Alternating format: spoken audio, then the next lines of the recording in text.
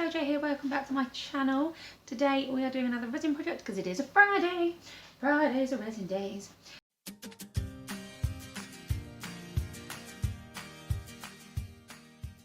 Now I have this beautiful wine butler, which is holds 5 glasses. I'm assuming from the size of them they're going to be champagne glasses, but we will check once it is made.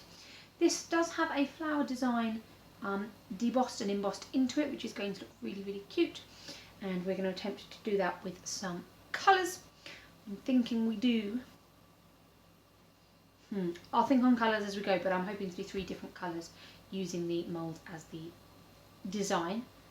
And we'll see how it goes at the end. I hope you enjoy. Okay, so I've mixed up my resin and I'm adding this beautiful gold mica powder to it. I absolutely love this mica, but I hate mica in bags. Thankfully I'm wearing my respirator so I don't get any of the mica powder into my lungs. So I'm going to give that a mix through. I do love watching mica powder in resin. It's kind of hypnotic, is it not? Or is that just me? I'm not sure. Let me know if you find it hypnotic as well in the comments. So this gold is going to be the centre point of our flower. The kitten wants to say hello during editing. Hello. So this gold is going into the very centre point. So I'm just going to pour a little blob in, and then I'm going to use my little spatula and I'm just going to spread it so that it covers the whole area.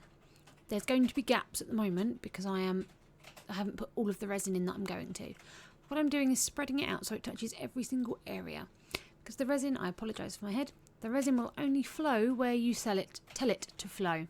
So you need to make sure like this that it has got all of the spacings. Please don't headbutt the microphone, kitten. I apologise if you can hear her headbutting the microphone. So as you can see, there are gaps that I'm now going to fill with the resin to make sure that this area is fully done. We're going to leave that to cure for about 6 hours. I only left it a little while because although this isn't going to touch it, I didn't want it to jog the gold and to have it spill anywhere. So I did leave it a few hours just to give the chance for the gold to get tackier. So I'm doing a light pink, as you can see there, and a dark pink. I do really like these colours. They are very pretty together. Again, they come in a bag, which is frustrating. I much prefer mica in a pot. And I've been doing a lot of research on mica, and as soon as I am done with these, I'm going to only be buying mica from Resin 8 or from oh, I've totally forgotten the name. I'll put the name on the screen. Who have eco mica, which means they are not produced by, you know, people with appalling work payment and appalling work situations, and they're not created through slave labour or child labour. They are produced economically, so that's good. So we're going to pop the dark pink right on the edges, and those of you who are astute will notice the issue that I'm going to have, and it's not an issue that I normally have. I normally mix too much resin. This is sort of a general trend for me, not a huge amount much, but normally a little bit too much. Whereas I did not mix enough here at all. I'm desperately scraping that pot trying to get the last few little bits out. And at this point I still thought I was going to be okay. And that was quite laughable because the rest of the pink area is quite large. And I only have that small pink pot. So first thing that I did was put a very tiny thin layer along each bit of pink. And here was when I started to worry that I was not going to have enough because yeah, that's not going to spread out. But you know what? I persevered, and I apologise for my head getting in the way. First thing I did was I spread out the pinks that I had so that they were a nice thin layer spread out as far as possible to give the nice colour gradient from the dark pink to the light pink. And then I smooshed the pink out for as much as I could to try and get it to cover as much space as possible. At this point I was still convinced I might get it to work if I just heated it up. It might you know, thin out slightly and spread and cover everything. No. Learn from my mistakes. This mould takes a lot more resin than you think it's going to. Oh dear, at least I share my mistakes so you don't have to. So I having seen that this was not going to work enough as it was, I mixed up some more resin because, yeah, I needed some more. So I made a much bigger patch this time. Another small amount of the dark pink, which again I just popped into the edges.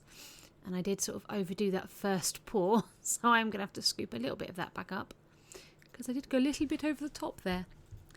So there we go. Now it's all in the tips of each flower.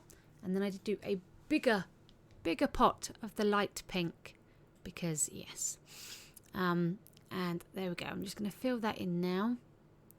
The nice thing is, because we've spread it out, this will automatically pretty much fill the gaps. But I'm still going to go around and just make sure it is touching, because there are a few little thin points where it wasn't necessarily going to flow into. So I spread it all around, made sure it was in each space. Then I hit it with the heat tool and I gave the join between the dark pink and the light pink a sort of a blast with the heat gun to make them mix slightly. I didn't want them to completely mix, but I wanted there to be sort of nice ombre effect with that. Then we're going to leave it to cure for 12 to 24 hours because I want it to be completely cured. I'm then going to use this magic gold, which is basically a white with a very faint gold mica powder in it, and it is absolutely beautiful. So I've put some opaque white in the resin, and then I've added that gold mica, and you can see the shimmer of the gold there. It is beautiful. Hey guys, we are back to demold our wine butler, our flower shaped wine butler. So excited by this one. I can't wait to see how this looks. So we've got the darker pink into the lighter pink into the white with the gold centre. This is very thick. These are hefty moulds. They do take a lot of resin, but they're so worth it. This is so pretty. So pretty. Oh, and it's textured where the gold was. Oh, yeah, this is awesome. Okay. Just what I can feel underneath. This is awesome. Okay. Last one. Let's get this off. There we go. My hands did not want to play ball there. And then, there we go. Are we ready? Oh, look at that. Oh, that is a beauty. So the white has some gold mica in it. And oh, I love that. I think that is so beautiful. And you can feel the white is inlaid and the pink and gold are lifted because it's the reverse in the mould. Ah. Oh, I love it. I love it, I love it, I love it, I love it, I love it. I'm torn. I kind of think I prefer this to the 2s. So I think the 4 is my favourite, then this, and then the 2s, just because, I mean, that is so nice. I love it. I absolutely love it. Let me know what you guys think, whether this is worth the effort, our beautiful flower, whether you would want to share your wine with 4 other people, and what coloured flower I should do next. Let me know in the comments. And yeah, I will speak to you all soon. Thank you very much for spending time with me today, guys. Keep crafting, and I'll see you all soon. Bye.